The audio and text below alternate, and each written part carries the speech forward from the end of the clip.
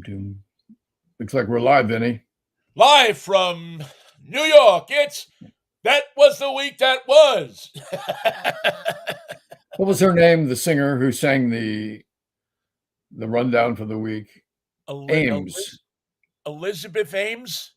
Something like that. Ames was the last name, I think. Not Nancy Ames. Nancy Ames. There you go. Nancy Ames, yes. Nancy Ames. That And was the week that was. Khrushchev is on the run. yeah. You write a different song every week with the same melody. Yeah, That which was the was week a that great. was. I mean, it was such a great show. I know we keep talking about it, but The funny thing about the news programs of that sort is that they write themselves after a fashion, because everything that happened during the week is fodder, and you just twist it around for your own purposes. And remember, satire is funnier than the truth.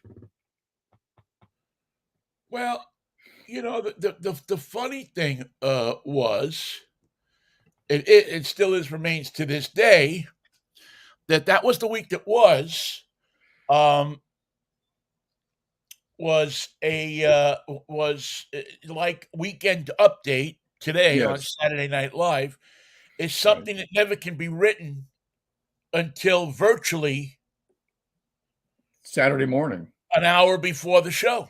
Now, right. TW3 was live on Friday night. You couldn't do it any other way because if something happened at 5 o'clock on Friday afternoon, you You had had to to get it change the in. show. Yeah, you had to change the It had show. to be in there for the 8 o'clock, or I think that show was on 9 or 10 o'clock, if I'm not Yeah. mistaken. So you had to get in there. Same with Saturday. I mean, I was reading in the old one of the Saturday Night Live books, and and I forget who I interviewed about it too. I think I might have interviewed, was it Norm Macdonald?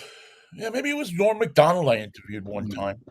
And he said that, you basically you can't be in a skit before Weekend Update.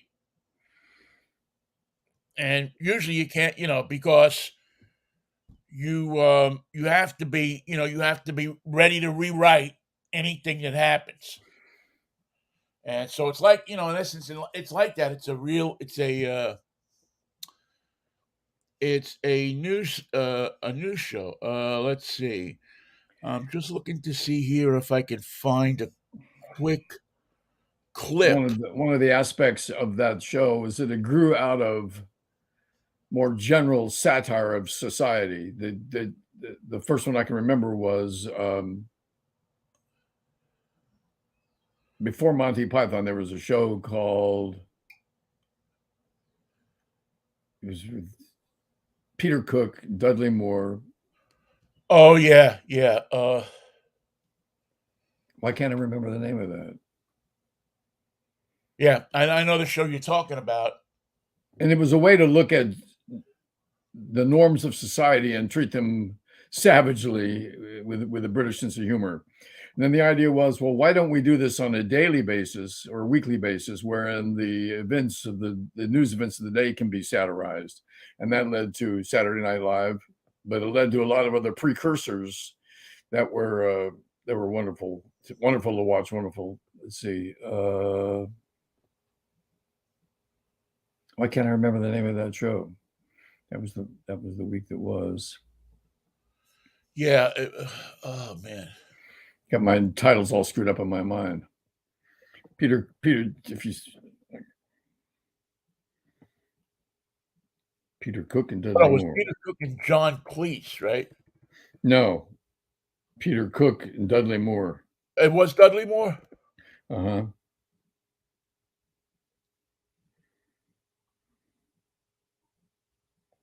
Uh,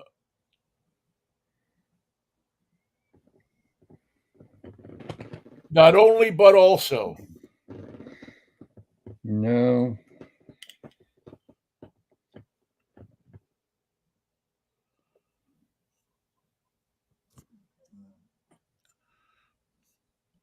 Or at least that's what it says on YouTube. Let's see. Beyond the Fringe. Beyond the Fringe, yes. That's Okay, what it was. all right, I got it. Which came from the Footlights Club at the University of Cambridge, and all those guys were at Cambridge together.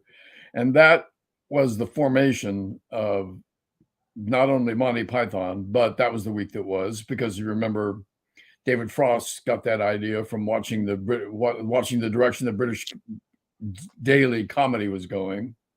Right, Commentary was satirical rather than factual, and the idea was one that grew. It was what was later called sketch comedy, and it was a lot of the stuff that was later on it would end with a blackout. It would Nichols and May would do 3 or 4 scenes, and each one would black out. It was a commentary on modern life right. and a satiric view of modern existence and modern relationships, modern politics, modern music, modern television. Anything that you were doing today that was top 40 radio, top 40 music, top 40 acts, all would be lumped together and satired in their own way. So the fact that it gave way to Monty Python, which was the idea of looking at life with a more absurd point of view. Right. Uh, And this gave way really to well, I always talk about, and I know some people kind of raise their eyebrow when I say this, but I believe it to be true. Um, it also, to me, um, the Carol Burnett show oh yes, always seem, they did 3 sketches a show, and they were, for the most part, I mean, they did their kind of absurd ones, but they also did the kind of, the Mama's Family and the ones that really looked at that type of life, and it was actually a great ensemble cast that pulled that off the with. great part about those repertory company like things is everybody the same part is played every week. Tim Conway was could be the doctor, the professor, the cop, the dentist. It didn't make any difference. He was always the same incompetent, hilarious person, Right. and everybody else became the victim of his ineptitude. And you had Lyle Wagner, who was the announcer of but yet he was the tall, handsome, played the that role, whatever that role was supposed to The be, love interest, the love interest. And then they always ran the guest star in. of course, Whoever that guest star was written into at least 2 of the sketches, and then you had Harvey Korman, and Harvey Korman is probably one of the underappreciated comedy geniuses of our time. because he had to be the straight man who wasn't straight. Right, exactly. He was the guy. See, Conway had the license to be Anything. anything he wanted. He could be goofy, do that thing with the, he just had that goofy thing. Corman had to play a straight part, but he had to play it, With crazy. and he had to like a good infielder, he had to be able to pick up the ball no matter where Conway was going to leave it because the stuff was flying far. And no matter how they rehearsed it, they never ever did it that way. And Tim Conway was wonderful for inventing new things, telling no one about it, Right. going down a road where no one knew where it was going to go, live on television. The network is running, time is ticking away, and it's up to you to be. Tim just went a different direction. What are you going to do about it? It was amazing. And then they also invented, I don't know if they invented it, but doing the comedy sketches with the monologue of having her come out and talk to people and Right. the audience and that whole thing. I mean, they didn't invent it, but they came out with what you could see was the precursor of having the guest star come out and talk to the audience. Right. Prior to that, it was always the host that came out and just did a monologue. Didn't you know? So yeah, I always give the Carol Burnett show a lot of credit in that line to Saturday Night Live because they did satire. It was a little bit more correct. because they didn't do war and they didn't do well. They did some war. They did some sex. As the show actually went on, they did more. I don't want to say anti-war, but they did more. They felt the pulse of the people. You remember the Gary Moore show? I know you do. Yeah, that's where Carol Burnett came from. The funny thing is, he didn't particularly have anything interesting to offer the show. He was a nice guy. He was the host. He was the everything. But what was he doing with the show? He had to You have know, enough. Michael, I am so glad you said that because I just never got him. What's I this never guy got him doing? hosting I've Got a Secret. I never No, hosted. I never got him hosting the. I mean, what was he? Wasn't funny. no, He wasn't. He wasn't. He didn't sing. He didn't no, dance. no. He didn't interact very well with his stars. Yeah, He it's didn't not have like he anything to had his offer. stars come out and do interviews with them or anything like that. Gary, His dance with us. I can't dance. Well, sing with Yeah, I us. can't I dance. I'm can't just a sing. little guy with the hair that sticks up. Now, the $500,000 question today is who was his sidekick? He had a sidekick. Gary Moore. Uh, well, I'm not going to walk away with $500,000, am I? Yeah, no, probably not. Um, If you haven't gotten it already, you're probably not going to get it, huh? Arthur Treacher. Oh, you know what? You're not that far away. Durwood Kirby. The Kerwood Derby. Durwood Kirby was his sidekick, and And what it did was, he do? and he was kind of the funny guy. Yeah. He would set Gary up, and Gary would fall on his face a million times. I mean, anytime I saw Gary Moore, I just never got him. I was like, why is if this guy can be on TV, I could be on TV. I just And never ever got it was Jay Ward from the Bullwinkle series who invented the Kerwood Derby, which was like this magical hat that was part of the Kerwood Derby's been stolen. No, who got it? Boris and Natasha. Oh my God, we have to return the Derby to its rightful owner. the Derby. And then Carol Burnett was on that show. She was the original woman comic, dancer, singer.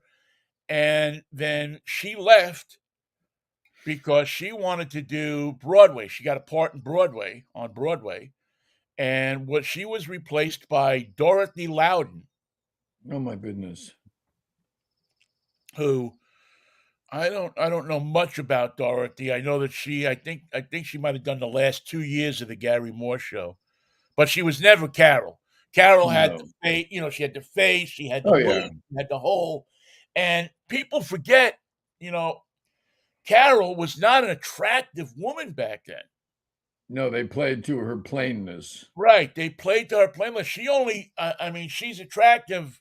I mean, and again, it's subjective, but she was, she had that kind of slopey nose, and then I guess in the mid-70s, she had it fixed before the between the Gary Moore show and the Carol Burnett show. But I think Carol Burnett, to me, was always the star of the Gary Moore show. And think of what it was like there at CBS City, which was her show was broadcast from the previous site of Gilmore Field, the home of the Hollywood Stars, and AAA baseball fans will remember that one. But think of this of the city that it represented. They call it CBS Television City, but it was a city preparing for the Carol Burnett show. They had an orchestra, they had dancers, they had a staff of writers, they had comedians, they had guest hosts, they had the people who were around them. Then they had Carol. And what did they do on Monday when they had no show and they Well, had to but put one together? Lucy. Think of the insanity of it. Well, it was funny because they must have had 4 or 5 variety shows going on. Let's see, you had at that time. Now I'd have to look at IMDb to know if this was all correct, but You had Sullivan was in New York, so you didn't have to worry about him. You had Carol Burnett. You had the Danny Kaye show, God. which was done at Television City. And then in the summer, when the Danny Kaye show went away, you had the John Davidson show. Oh my God. You had the Sonny and Cher comedy hour. Sid Caesar had a show for a while. Well, but not in, we were talking 65, 66, 67, 68, right in the middle 60s. I don't think Sid had a show then, or if it was pre-taped. But you had at least, and that's when they had summer replacements. There was another woman who had a show, a variety show. It wasn't Dorothy Loudon, and it wasn't Lucy. The Minnelli? No, no, no. I don't think she ever hosted a weekly variety show. But you Weren't the, probably weren't, had weren't the Smothers Brothers the summer replacement show that The started? Smothers Brothers. Yes, you had the Smothers Brothers going on. They started as a summer replacement, yes, and then moved on to the regular schedule. Yeah. In 65, I think they started, or 66, they started as a summer replacement. So you had the Burnett show, and maybe the Burnett show was the most elaborate, but you Yeah. had 5 or 6 shows going on at the same time, plus whatever they were doing for syndication, because other shows, other stations, other production companies were coming there to use the facilities. When did Dean Martin have his show? He was Dean Martin was 64 to it was 64, I think, to 69 when he did it in that format. And then they changed it over to the Dean Martin Celebrity Roasts. yeah. So he didn't have to rehearse at all. Well, he didn't rehearse it all anyway, from what I've read. He just walked in. You remember the bit? Walked in, got into his tuxedo, and said, "Let's go." Yeah, yeah. You remember the bit he had? He would sit and talk to the audience, and there was a door behind him. He'd open the door. Yeah, and there's always be somebody behind the door. And he never knew who it was going to be. Ostensibly, he never knew who it was going to be. Yeah, it was a great bit because Orson Welles came out of there, Frank Sinatra came out of there, John Wayne. I mean, if Joe somebody, Namath. Incredible people, top stars. It was no bull. No. Shecky Green didn't come out of there. No. I mean, when you go back and you look at some of those old Dean Martin shows, he was the coolest customer. Yeah. I mean, he didn't nothing unflappable. You couldn't knock him off his mark. Once he figured out where it was, you couldn't throw him a bad line. No. Once he figured out what he was saying, and he was impeccable with whoever he was singing with. Yeah. I mean, he felt where they were, and he just got right under them or right over them, wherever he needed to go with his voice. And it was all like one take stuff. Yeah. But that was over at NBC. That was in Burbank. That was another great facility. It's not there anymore. In fact, they shut down the Tonight Show studio. Did they really? Yeah, stupid. There's magic in there, Do a show there. There's magic. Don't be an idiot. I have I think you've seen it before. I have that video of This Could Be the Start of Something Big with Steve Allen. Mm-hmm. And yes. Yeah, and it takes you. The great thing about it is it takes you on a tour of the Burbank studio because they do the one take while they're walking through the studio. Right. And it's great. It is Steve Allen, Steve Lawrence, Edie Gourmet, Ann Southern, and Dinah Shore. With a young Dinah Shore somewhere along the way, standing by a pole. doing this could be the start of something big. But again, they walk through the entirety of the Burbank studio. Yeah. And so you get this great, and it's funny, I mean, the thing has 300, 3 to 400,000 views. And what's really cool is if you look down through the comments, you'll see people that used to work at the studio comment Uh-huh. about oh yeah, I remember when they did that. It was blah blah blah blah. They did it with one Zabada Zabada, RCA 591, and they had three guys pulling one guy holding One the guy guy holding the wire, cables. one guy holding the cable, and another guy walking behind them, and and everybody had to walk backwards except for them. And they Yeah. had to hit the cue marks, and they had to get, the choreography was unbelievable.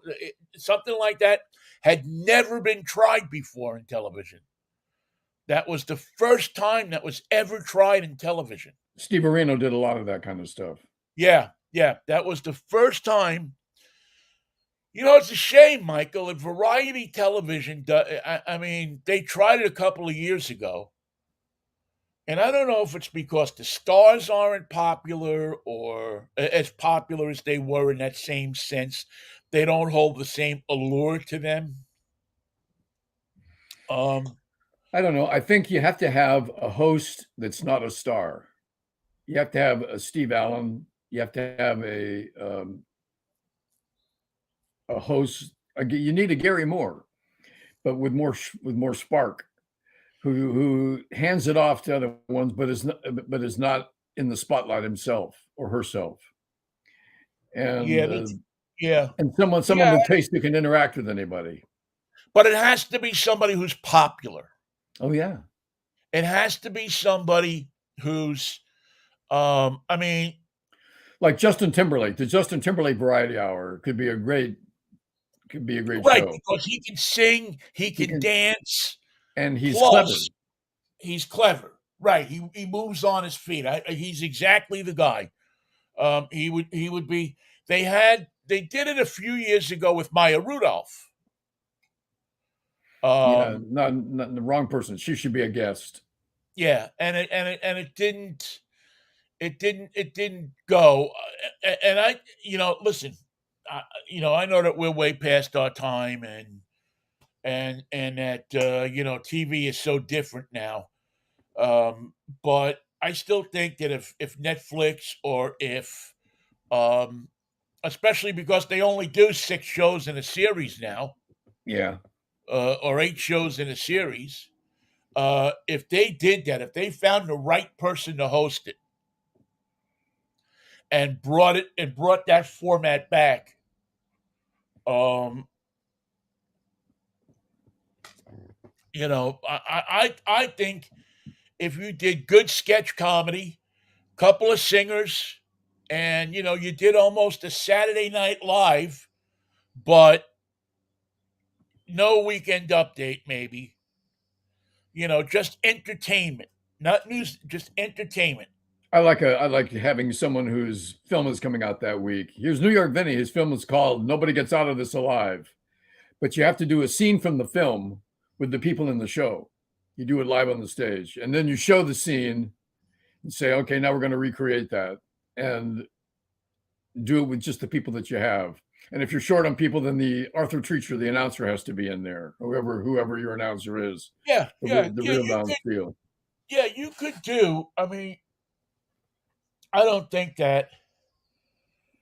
I don't think that Lorne Michaels is going to do this. 25 years ago, he might have taken something like this on. But I think, what is he? He's 80 now, right, or something like that. So I think he's He's just up kind of there. he's He's standing up the there just watching things. Really. he's the king of NBC. Yeah, yeah. I mean, he might as well be the damn president. But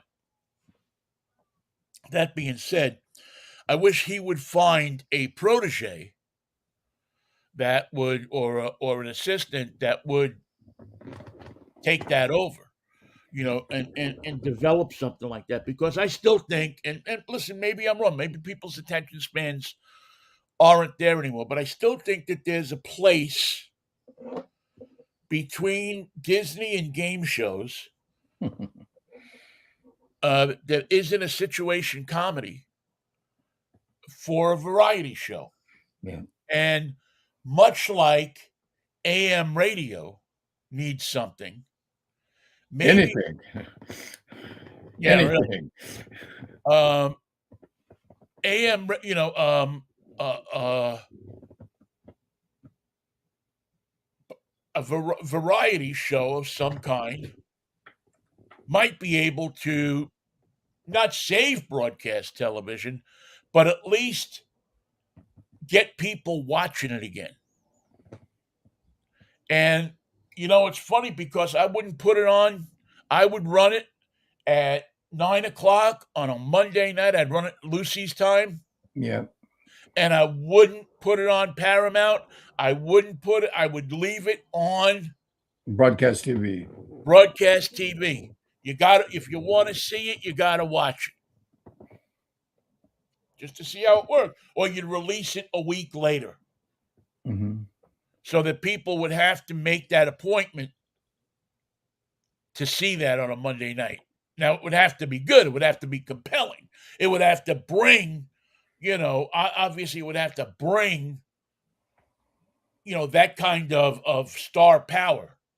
Well, one thing that we do is if you're a musical guest, you have to play and sing live. Oh, right. Yeah. No, yeah. It's no more lip sync. No more lip syncing with Go-Go Girls.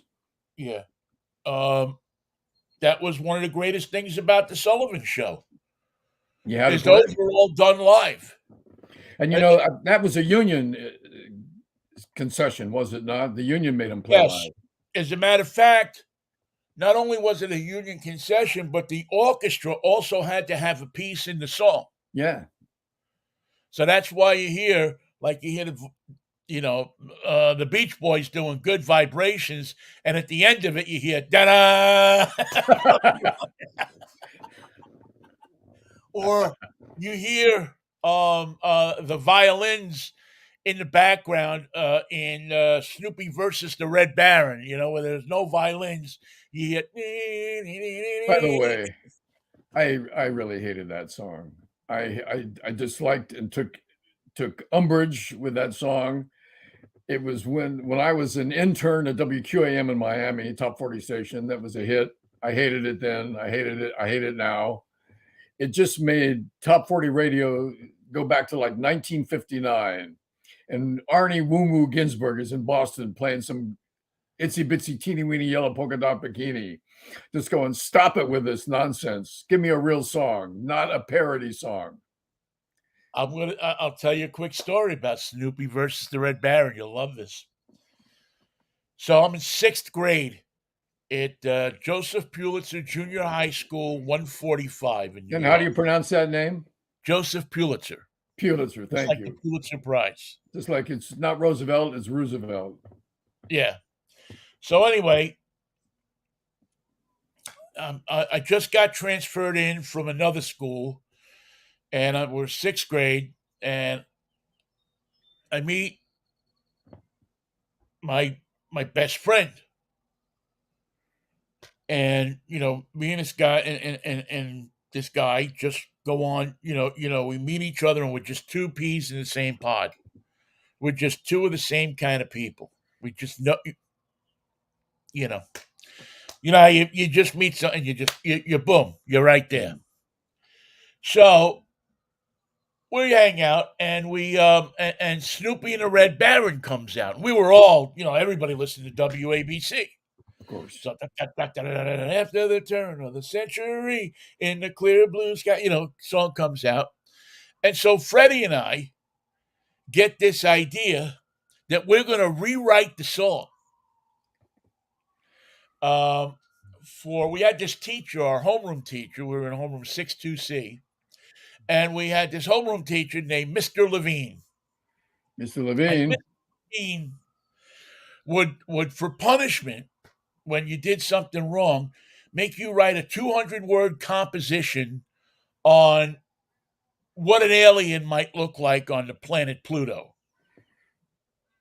Now, I don't know about you, but it's really tough to get 200 words out of that. But he knew that. That was his gig. He was a sadist. So we wrote. So Freddie and I were down we're in the schoolyard, and for 2 or 3 days we're working on this song, and it's we parody it, Right. and we write the whole damn song. And so we're down in the schoolyard singing it to a bunch of other kids. Uh,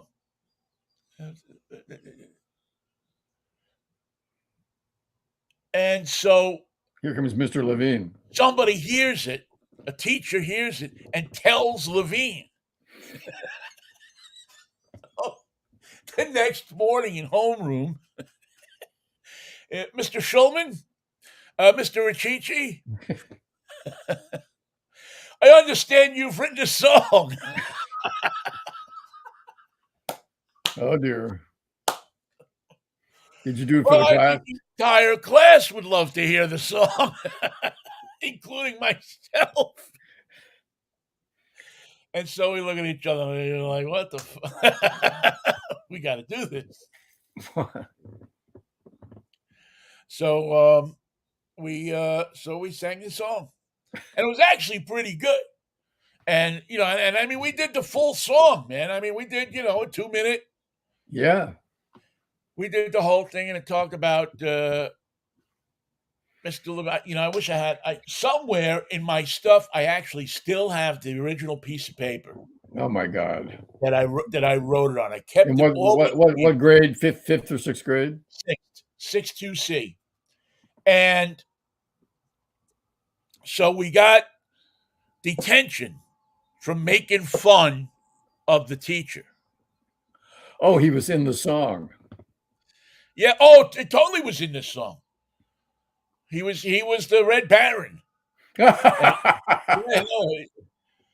After the turn of the century, there was a class 6-2C. Levine was his name, and it 100 words on stupid stuff was what he'd make you write if you screwed up.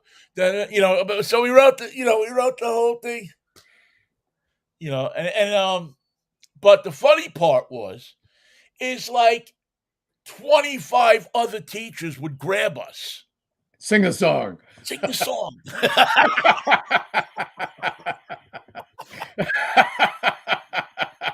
Because, they thought he was a bit of an oddball. Sure. And he was, and actually turned out he was a nice guy, but he was just a disciplinarian, and the only way he had left to discipline people was to make them write compositions. But it was Freddie and mine first songwriting foray, and we got deep. They didn't call our parents. That was the good thing. We didn't get our parents called, and we actually kind of became. They actually wanted us to sing at the assembly. They had the assembly every week, It didn't hurt Mr. Levine's feelings. And Mr. Ryan, who was the principal at the time, said, "Nah, we're not going to do. We're not going to let these two kids go up there embarrassed." But we also sang it for him in his office. So, so we were the two most popular singers. Oh, that's hilarious. So that was our parody songwriting career at IS 145. But it was called to Snoopy and the Red Baron. And who did that song? The Royal Guardsmen. The Royal Guardsmen, that's right. Who did the song that we opened the show with today, Any Wednesday, which was a movie, by the way, Michael. I don't know if you remember that.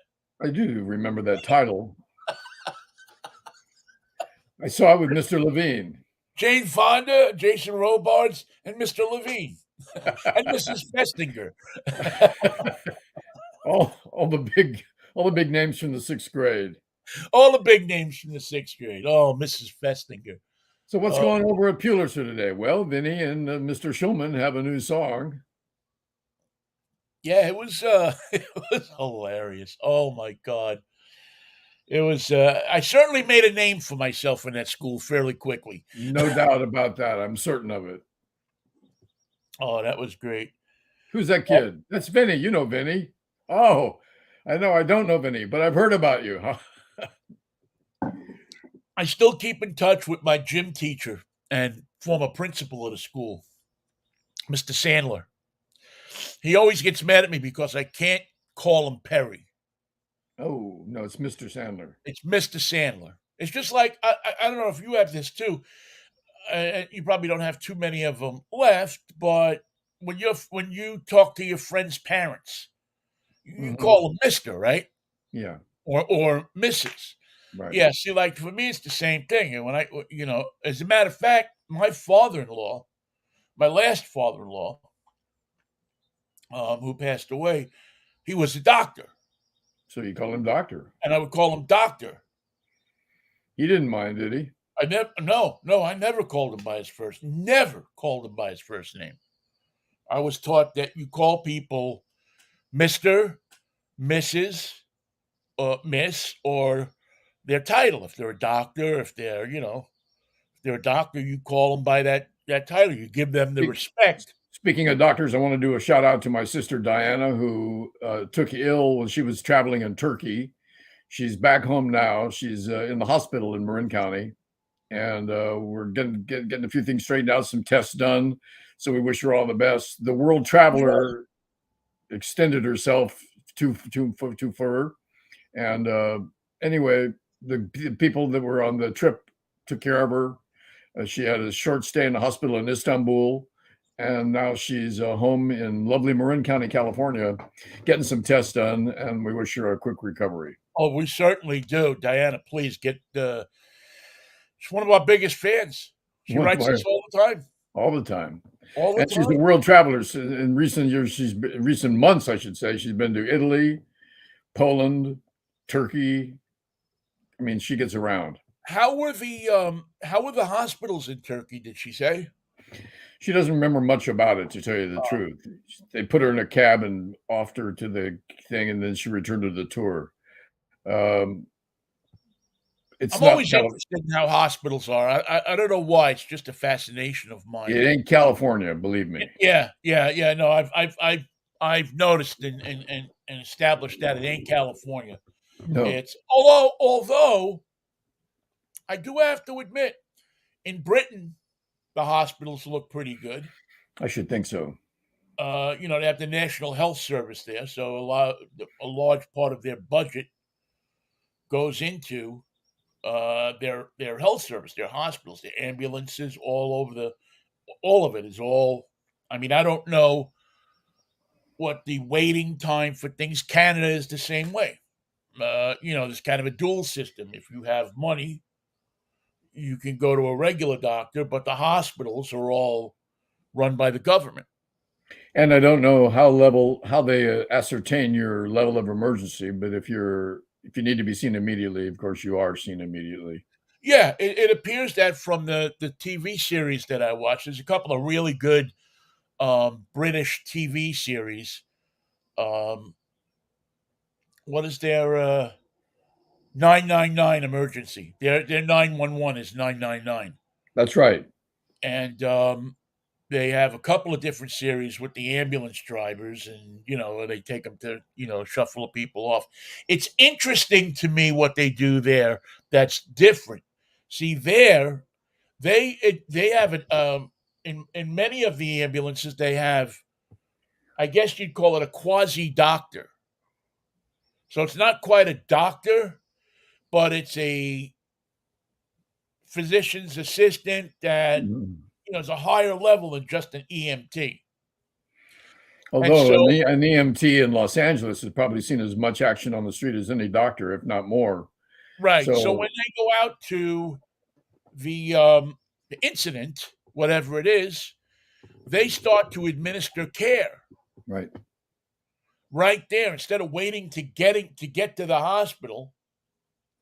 Um, like I saw one with a motorcycle accident, and the first thing they do is they look at the guy. Are you in a lot of pain? Yeah, they hit him with the morphine, and they ease the pain.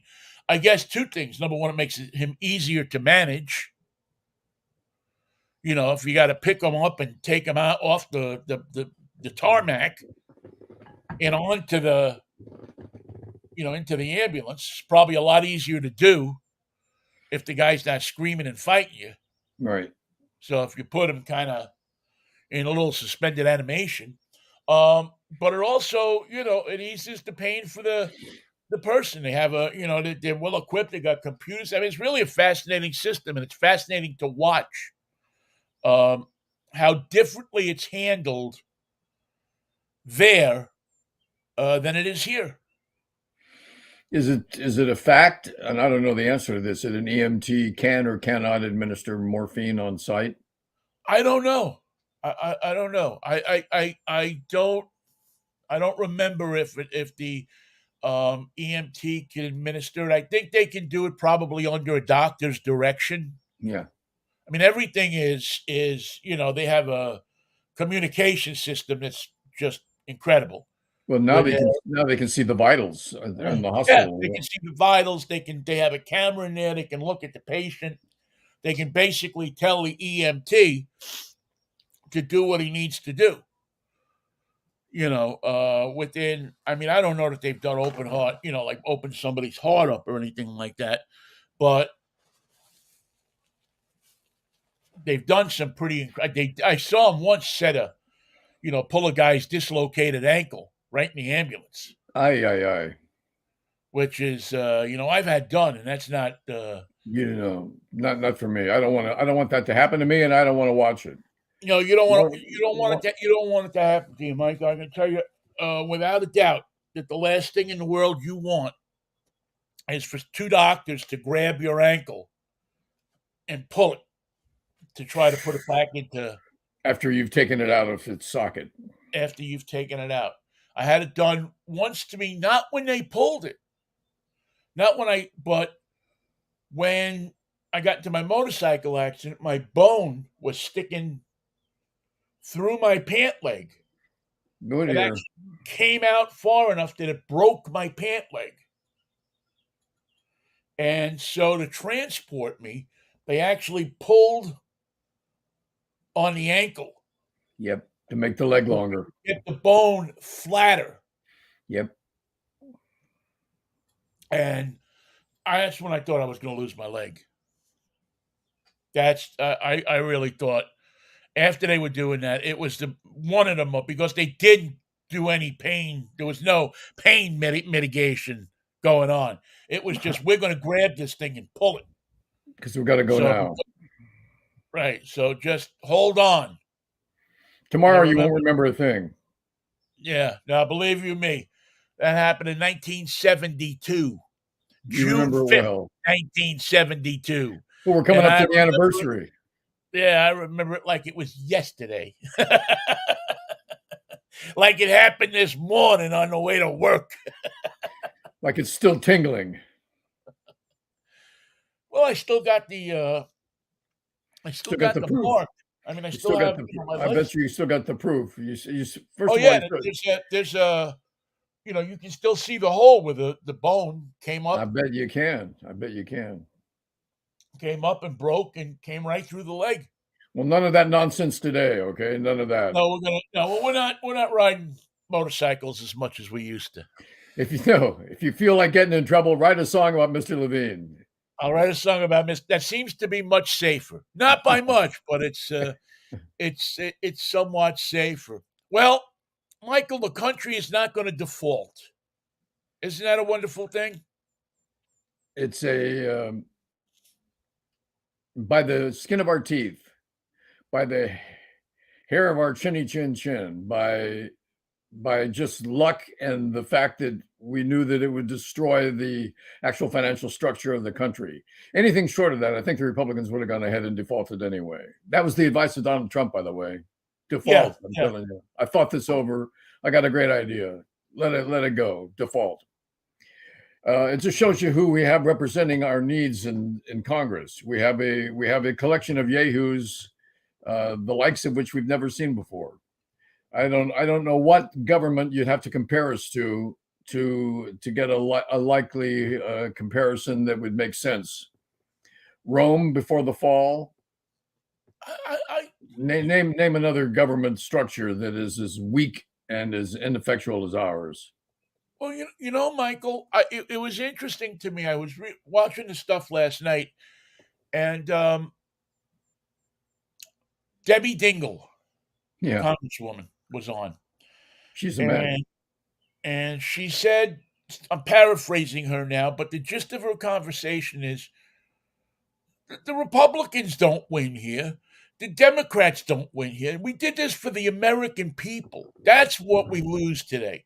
We Is did that it. we Yeah, don't work for the American people. and we did it Not reluctantly.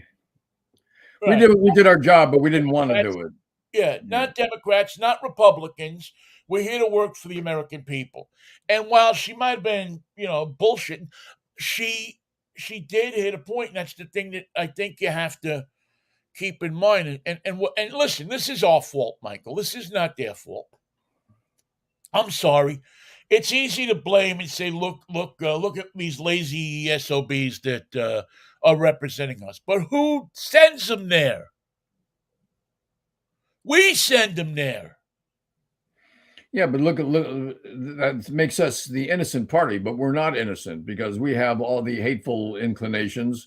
We have all Right. the white trash decisions that have been made in our minds about what the country should look like and what makes America great again and going back to the good old days and all these impossible, useless phrases that don't mean anything that just mean we can't accept the future and we can't accept the responsibility of living as citizens in the modern world.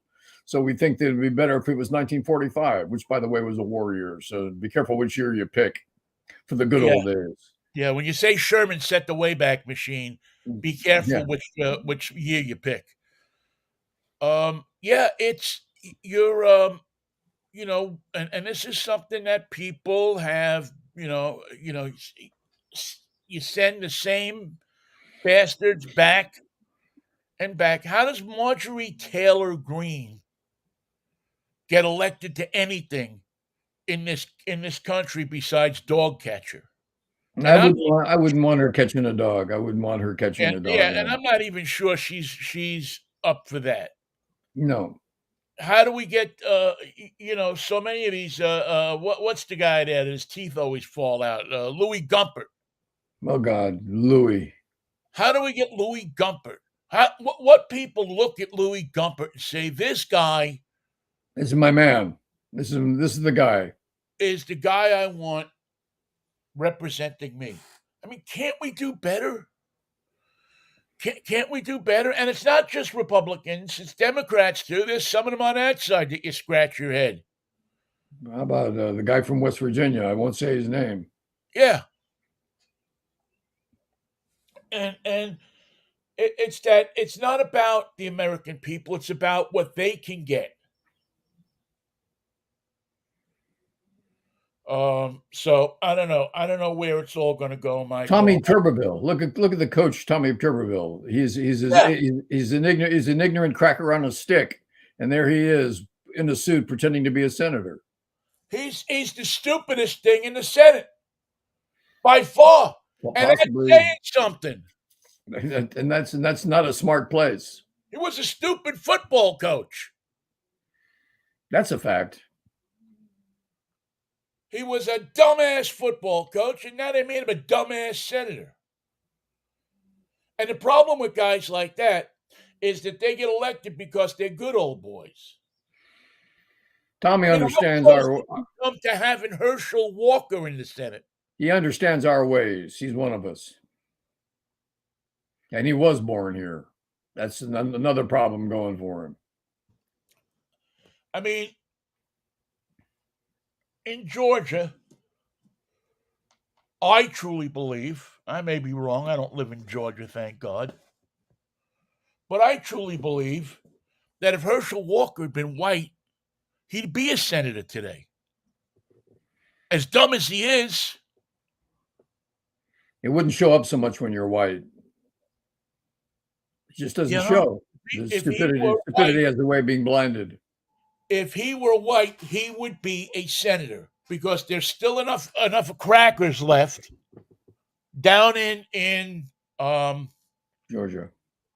Georgia to that would look at him and say, "I'm just not going to vote for no black guy for no office." There's still enough of those left. Give Matter me of fact, Tommy there may any be day. more now than in many a year. Tommy So, Tuberville, my God, how did that ever happen? so I guess you get what you deserve, but it'll be interesting. You know who's going to announce next week, don't you? Chris Christie. Chris Christie. And then the other guys have to fall in. All the other 30 candidates from the first Trump election have to follow suit. Come on, boys. Let's make it 30 candidates even for the Well, candidacy of the Republican Party. at least we don't have a Marco Rubio. We will. At least we don't have Ted Cruz. We might. I don't think so. I think their times of especially Cruz. I think that that whole thing of going to Cancun a couple of years ago. Plus, you remember his father assassinated John Kennedy. That a lot of people don't know that. Ask Donald Trump; he'll tell you about it. Was it Rubio's father or was it Cruz's father? I thought it was Julio Cruz. No, Julio Cruz. Joey Cruz. You remember him? He was a shortstop. We moved him to second base. It was the nightmare. Oh my God. Santa Cruz. Who are we talking about here? Cruz. Well, yes, he did it on December 25th. Just call him Santa. Everyone does. Just call him Santa Cruz. I don't know, Michael. I just look. I just look at the Republican side, and listen, I'm gonna be very honest. I look at the Democratic side, and But what do you see? I Are you see, talking about for president? well, yeah. I see. I see an old guy that we're not sure he's going to make it to the election. There's no guarantees. What's the backup plan? The backup plan doesn't change. The backup plan is written down. Everybody can check the backup plan. It's vice president. It's speaker of the House. No. Before the election. Well, nothing's going to change before the election, Vin. Not on the Democratic side. It's set in stone, unless something befalls the president. Well, that's what I'm saying. What happens if God forbid Joe Biden is incapacitated? He can't run. They find out he has early onset Alzheimer's or something. Now, naturally, according to the Constitution, Kamala Harris would assume the office of president, but she doesn't automatically get the nomination. Nothing is automatic at that point. Right. So your next most popular Democrat at the moment is? I can't name that next popular Democrat. Robert F. Kennedy has 20% of the Democratic vote. I don't think that's the case. How can he have 20%? He's not even going to run as a Democrat. He is. Kennedy. I know who you mean, but he's out of his mind. He's fallen down the rabbit hole of anti-vaxxers, but yet he has, according to the NBC poll, has 20%. Nah, NBC should be ashamed of itself for that announcement. Well, I'm not even sure if it's an NBC poll. It might be Ipso Fiscos or something. I think Ipso Fisco. That's who conducted that poll. Johnny. Yeah, the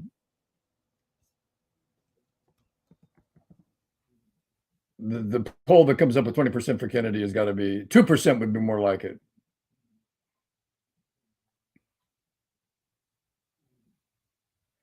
The ipso facto poll. Who would Ipso put Vista. who else is on that? Who else? If he's got 20%, what does that leave Biden with 25% himself, and everybody else gets 20% as well? Okay, let's see.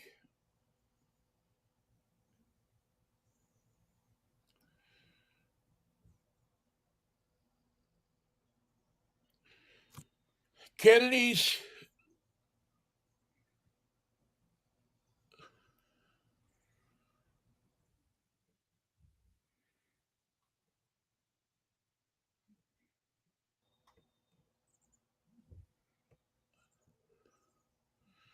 CNN's most recent polling shows the environmental lawyer controls 20% of the vote, with Williamson at 8%. And who's Williamson? Yeah, that woman, I can't remember her first name. La, la, la, la, la, la, la. Well, She CNN. read the last time. She's the woo-woo psychic, kind of Marianne Williamson, I think it is. And they think she's got 8%. And So, the poll so shows 30% of the vote is already decided between those two candidates, and Joe Biden gets the rest. well, that's what I'm saying, Michael, is that That makes no sense.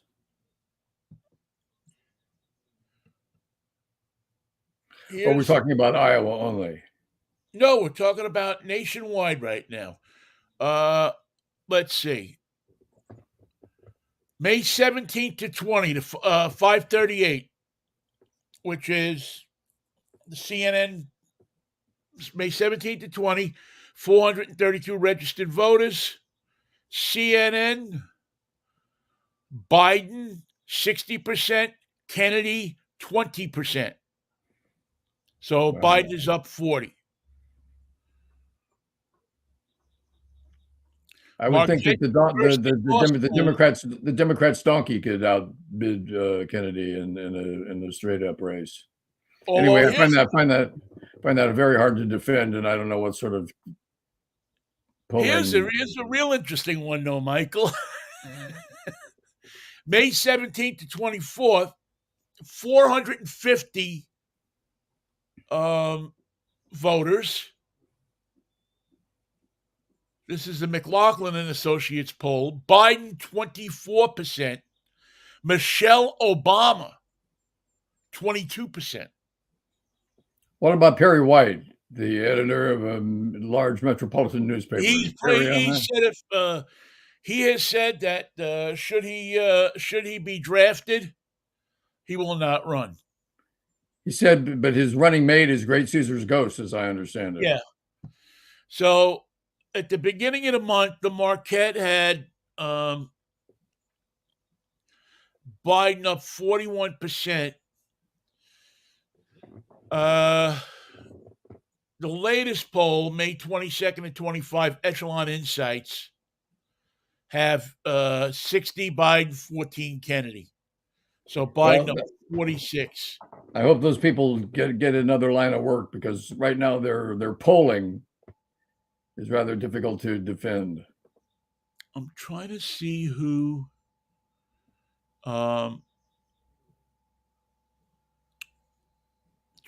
funded this poll. Pretty sure that was the Jiggerman Foundation. Yeah. Anyway, you know me, because I like to always think about things, and I just wonder. I just start to wonder to myself, okay, so if Biden, for some reason, and again, when somebody's 80 years old, you got to come up with you got to have a plan. I don't see them making a plan that's going to be workable, because Joe Biden would have to meet his death before the election, and they'd have to run somebody in his place. Right. It ain't going to be somebody who suggests that everyone should get diphtheria and die before they're 23. Right. So who's the next Democrat up? Who is the guy? Is it Hakeem Jeffries? Not this Is it year, the but guy you didn't want to mention? it's coming. Yeah. I mean, is it Manchin? No. Is it? I mean, I just it's just an interesting fact to ponder on a Wednesday In that Manchin's mind, yes. In Manchin's mind, the nation is waiting for him to declare presidency. I'm the king of West Virginia, and I would like to be the president of the United States. well, Michael, I thought that when they did that deal back in to get the infrastructure thing passed a year and a half ago, that was part of the deal. That they told him that if Biden didn't run, Oh, he could run. you'd be the guy. You got to finance it yourself, though, Joe. Democratic National. Oh, he'll have no trouble financing it. In fact, he just got a power line, a gasoline pipeline through the West Virginia as part of the East State. Well, Vinny, I have to catch up with the my affairs of the day. I'm sorry to cut this show a little short. okay, Mikey. You bring up a very disturbing point, though, and that there is no logical successor. There's gonna have to be a pit fight. Well, you know what, Mikey? I excel at bringing up disturbing points. Mr. Levine's on the other line. I got to take this call. Peace, love, and Manischewitz, baby. See if the Lord's will and the creek don't rise on Friday morning. Freaky Friday, Vinny. I look forward to it. See ya. Take care, Pally. Bye-bye. Thank you all for listening, too. I appreciate it. We appreciate it. We always appreciate your listening to our fun little show here. Hope you got something out of it. Freaky Friday coming up. Yeah. See you, Ben. See ya.